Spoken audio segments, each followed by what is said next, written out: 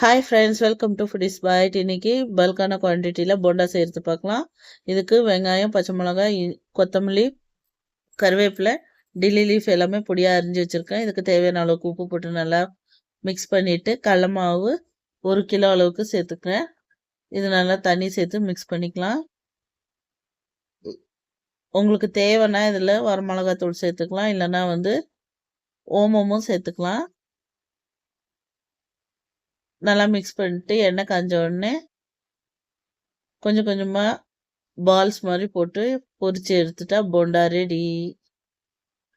இந்த வீடியோ பிடிச்சிருந்தா லைக் பண்ணுங்கள், ஷேர் பண்ணுங்கள், சப்ஸ்கிரைப் பண்ணுங்கள். தேங்க்யூ ஃபார் வாட்சிங். பாய்.